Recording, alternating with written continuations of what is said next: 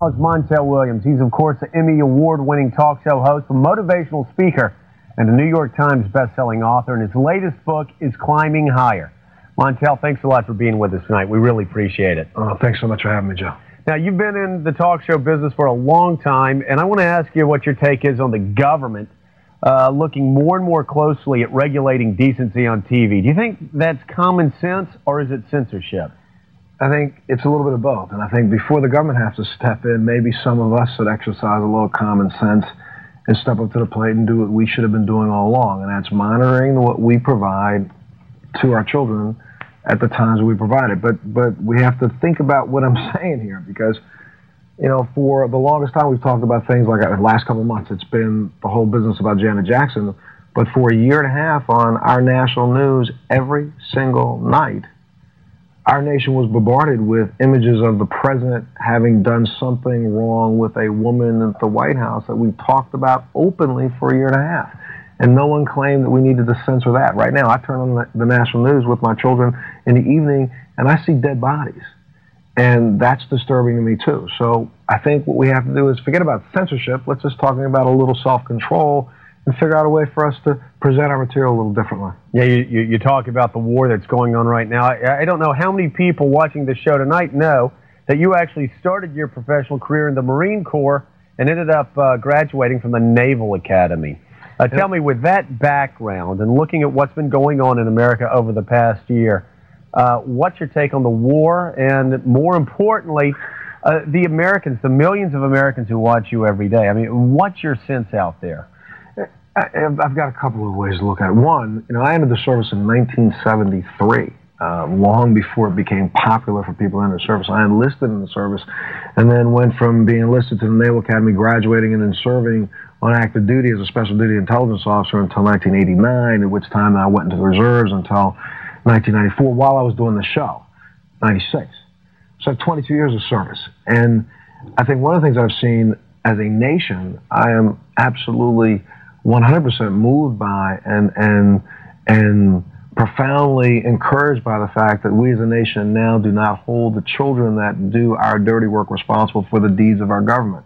And what I mean by that is that the kids coming home who have served overseas are getting the respect that they are due finally. And that's what I applaud. I tell you, I go places where I see young men walk by a hotel door in a uniform and people stop them and say hello. When I entered the service, that never happened for me, and it didn't happen for a lot of us who lived for years without any respect. So I am 100% moved by the nation for backing that. I also think that, you know, we as a nation are doing what we need to do, and that's exercise our democratic right to speak our opinion about whether or not we agree with this war or disagree. I happen to think that the president has done the job that needed to be done. Has it been done correctly? No. Could we all, you know, armchair quarterback, could we all look back with 20/20 hindsight and think of different things to do? Absolutely. But I think at the end of the day, we are doing what we need to do. We are going to try our best to figure out a way to conclude this. And I think those minds that are smart enough to give some opinions should be voicing their opinions and stepping in to help the president figure out how to end this. Yeah, exactly. You know, speaking of presidents, people have talked about you running for president. You've even thought about running for president. I want to read you a quote that John Kerry said earlier. He said, "President Clinton was often known as the first black president. I wouldn't be upset if I could earn the right to be the second." But how about you, Montel? How about you really being the first African-American president? Have you seriously thought about getting into politics lately? I thought about politics my entire professional career, but I would venture to say that the majority of people who are tuning in right now looking at me are looking at me because they understand and respect the fact that I have served as an American. Though I'm an African-American, I've been an American my entire life. I served this country. I've done what any other American would do to support and defend the Constitution of the United States. And so I think I'd like to run for office at some point in time, not because I want to represent one race. I want to represent Americans. It's about time that we start figuring out the fact that it took us all to get here. It's going to take us all to get out of here. Yeah. One of these days we'll figure it out and stop messing around and playing the silly game of bipartisan. Yeah, and the thing is, we're talking about, you know, everybody's, oh, gee, an African-American president or a woman president or this or that or the other.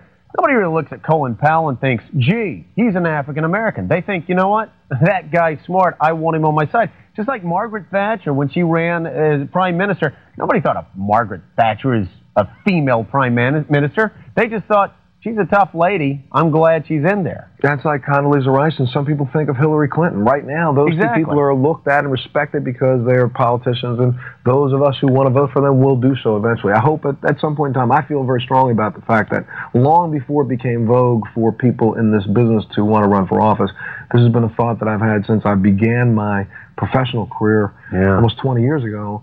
And I feel like if we're going to complain about the ills of our society and don't step up to the plate to do something about it, then what good do you do opening your big mouth? Now, in your book, you actually call having MS a blessing. Why is that? It's kind of strange because in some ways it's given me an opportunity to really look inside of myself and stop for a second and start to understand some things about those people that we try our best to ignore and look away from. Before I got this diagnosis, I, like most Americans, thought of most people in this country who were sick as being weak. Those people who were ill, I thought of them as being weak. And now I realize that, yes, I may be ill, but I am for damn sure not weak by anybody's stretch of the imagination. And so the mixed blessing in the fact that I've been diagnosed with this illness is that, you know, I guess I must kind of picked the right person. I got one of the biggest mouths in this country, and people have stopped to listen to it. And now we're getting some facts out there to the public, like the fact that the information that's been reported by the National Institute of Health for the last 20 years about this disease. Now we have true numbers. They've been reporting that about 350,000 people in America suffer from this illness, and we've gone to Gallup and the Zobby for polls and now have come back with information that proves that well over 1.5 million people in this country suffer from this illness. So the reason why I think it's a blessing is because now an illness in this country that affects almost every family in this country has a mouthpiece, and I'm going to make sure it doesn't stop flapping until we find a cure. Right. Not only that, you also obviously have a hand, and your latest book, or your book, Climbing Higher, is an inspirational story. I've read it. It's a great book, and we just want to thank you for being with us tonight and sharing your thoughts with us. Oh, thanks so much. And again, if I could, as many shows as you continue to do about what's going on over there in Iraq, let's continue to do what we know we need to do, and that's send some love out to the troops and say thank you to them. They are only carrying out the bidding of their government, and they're doing this for us. All right, Montel Williams, thank you so much. I can't think of a better way than to end our interview with that. Thank you so much. And let's all remember that, especially as we're coming up on the 1-year anniversary of the start of that war. We just don't know how much our men and women are sacrificing for us every single day. And coming up, the